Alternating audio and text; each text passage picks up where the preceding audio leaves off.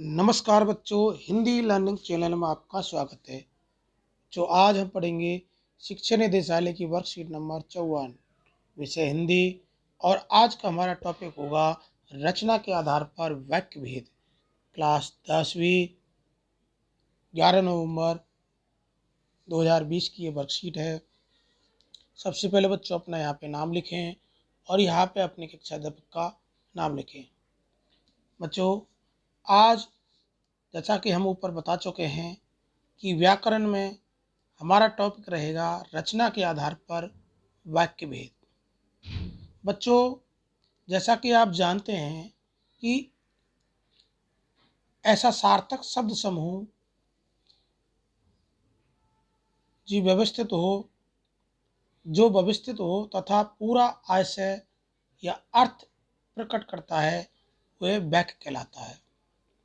तो यहाँ पे हम समझेंगे बच्चों कि वाक्य क्या होता है। ऐसा सार्थक शब्द समूह जो व्यवस्थित हो, मतलब एक जगह सही तरीके से व्यवस्थित हो और जिसका कुछ अर्थ भी निकले। ये नहीं कि उसका कोई अर्थ ही नहीं निकले, बल्कि ऐसे शब्दों का समूह जो सार्थक हो और व्यवस्थित हो और जिसका अर्थ प्रकट हो या कुछ अर्थ निकले, उसे हम क्या कहते हैं बच्चों? वाक्य कहते हैं। जैसे मातृभूमि की रक्षा के लिए वीर जवानों ने अपने प्राणों का बलिदान दिया, तो यह शब्द समूह सार्थक है, व्याकरण के नियमों के अनुसार व्यवस्थित है तथा पूरा आशय प्रकट कर रहा है, मतलब इसका कुछ अर्थ निकल रहा है। अतः यह वाक्य है। रचना के आधार पर वाक्य के 3 भेद होते हैं। कौन कौन से बच्चों?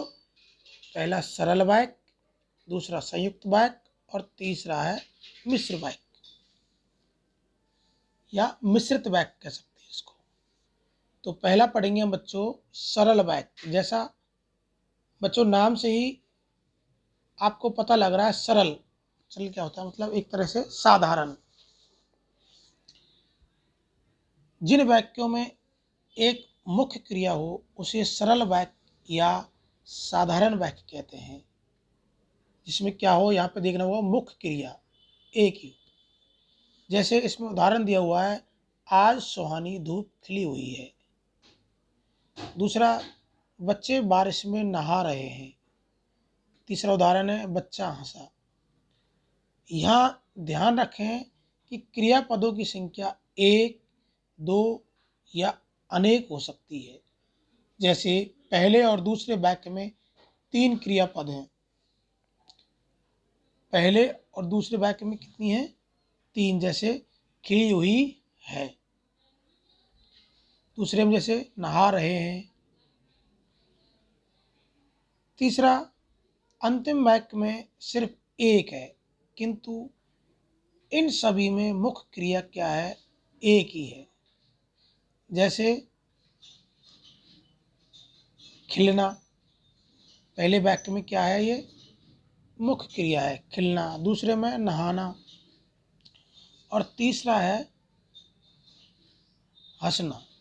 ये क्या है? क्रिया होती है बच्चों। जैसे आपने पढ़े होंगे क्रियाओं में हंसना, खेलना, नहाना, पढ़ना, लिखना, ये सब क्या होती हैं? जो हम क्रिया में कार्य को करना, जिससे या जारी रहना, जिससे पता लगता है। तो यहाँ पे पहले वाक्य में क्या है? खिलना क्रिया है और दूसरे में नहाना और तीसरे में हंसना। इस प्रकार बच्चों आप समझ गए होंगे कि क्रियापद चाहे 1, 2 या अनेक हो सकते हैं, लेकिन जो मुख्य क्रिया होती है वो क्या होती है? एक ही होती है। ये हमको ध्यान रखना है सरल वाक्यों में। दूसरा है संयुक्त वाक्य। संयुक्त वाक्य कहाँ होता है बच्चों? जहाँ 2 या 2 से अधिक उपवाक्य किसी समुच्चयबोधक या योजक अव्यय जैसे इसमें होते हैं।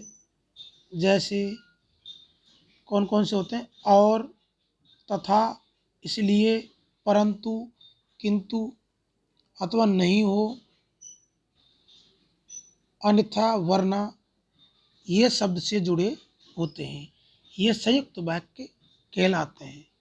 संयुक्त मीन्स जुड़े हुए।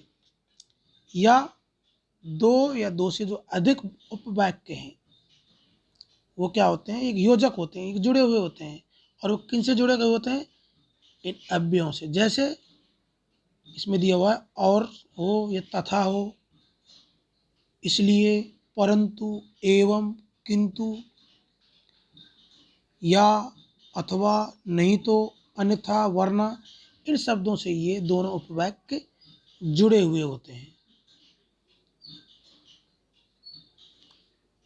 तो अब इसका उदाहरण से समझेंगे बच्चों। जैसे हम रेलवे स्टेशन पर पहुंचे किंतु टिकट नहीं मिली, तो यहाँ पे दो उपवाक्य हुए। हम रेलवे स्टेशन पर पहुंचे और टिकट नहीं मिली, लेकिन इन दोनों को जोड़ने वाला जो अव्यय है वह है किंतु, ये जोड़ रहा है।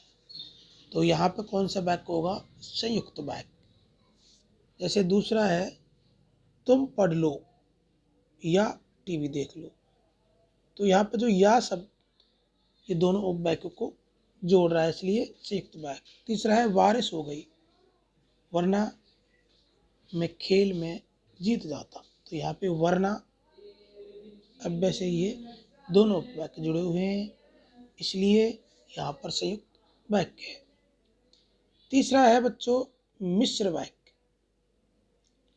जिन वाक्यों की रचना एक से अधिक ऐसे उपवाक्यों से हो जिनमें एक उपवाक्य प्रधान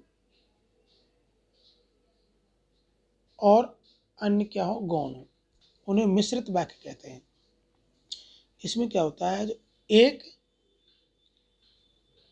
जो उपवाक्य है वो क्या होता है, प्रधान या मतलब मेन होता है, मुख्य होता है, बाकी के गौण होते हैं।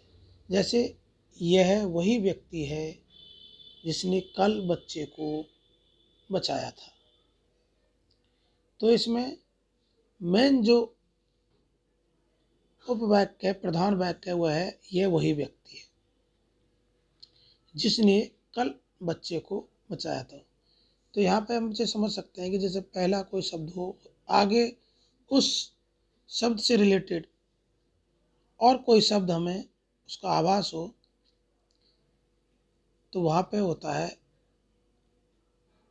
मिश्र वाक्य या मिश्रित वाक्य। जैसे जो परिश्रम करते हैं वे अवश्य सफल होते हैं, तो यहाँ पर जो उपवाक्य प्रधान कौन सा है, इसमें जो परिश्रम करते हैं। उपयुक्त वाक्यों में यह वही व्यक्ति तथा वे अवश्य सफल होते हैं, यहाँ पे ये क्या है, प्रधान उपवाक्य हैं ये दोनों, यह वही व्यक्ति और यह अवश्य सफल होते हैं, क्योंकि मुख्य क्रिया इन्हीं में है, शेष गौण उपवाक्य हैं। अब बच्चों उपयुक्त जो बातों को ध्यान में रखते हुए हमें निम्नलिखित जो वाक्य हैं उच्चारण रचना के आधार पर पहचानना है और उसके भेदों के नाम लिखने हैं। जैसे पहला दिया हुआ है इसमें, वह खेलते खेलते सो गया, तो यहाँ पे बच्चों हम वाक्य में देख सकते हैं कि वह खेलते खेलते सो गया, यहाँ पे सो गया। तो यहाँ पे हम देख सकते हैं कि यह कौन सा वाक्य है, सरल वाक्य। दूसरा, जो व्यक्ति स्वावलंबी होते हैं ईश्वर भी उनकी मदद करता है, तो यहाँ पे देखिए जो मेन, जो व्यक्ति स्वावलंबी होते हैं ईश्वर भी उनकी मदद करता है, तो ये मुख्य उपवाक्य है या प्रधान उपवाक्य है। उसके बाद हम कह सकते हैं कि ये मिश्रित वाक्य है दूसरा। तीसरा है बस स्टॉप पर पहुंचने से पहले बस जा चुकी थी, तो यहाँ पे कहेंगे कि ये इसमें एक क्रिया है, तो इसमें है सरल वाक्य। अगला है सूर्यास्त हुआ और सभी पक्षी अपने अपने स्थान पर लौट आए। तो इसमें देखेंगे बच्चों हम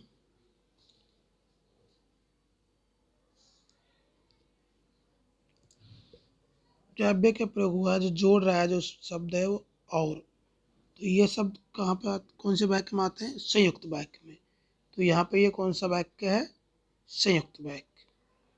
अगला, गांधी जी महान थे क्योंकि वे सदा सत्य बोलते थे। तो यहाँ पे जो क्योंकि शब्द है वो जोड़ रहा है दो वाक्यों को, तो ये भी कौन सा है? संयुक्त वाक्य। अगला है वह फल खरीदने बाजार गया। तो इसमें एक ही क्रिया है, बाजार गया। गया तो यहाँ पे सरल वाक्य है ये। अगला है तुम अब सो जाओ क्योंकि रात हो चुकी है। तो यहाँ पे कौन सा वाक्य है? संयुक्त वाक्य। क्योंकि यहाँ पे क्योंकि जो शब्द है वो दो उपवाक्यों को जोड़ रहा है। अगला है तुम चुप हो जाओ वरना हम तुम्हें बाहर निकाल देंगे।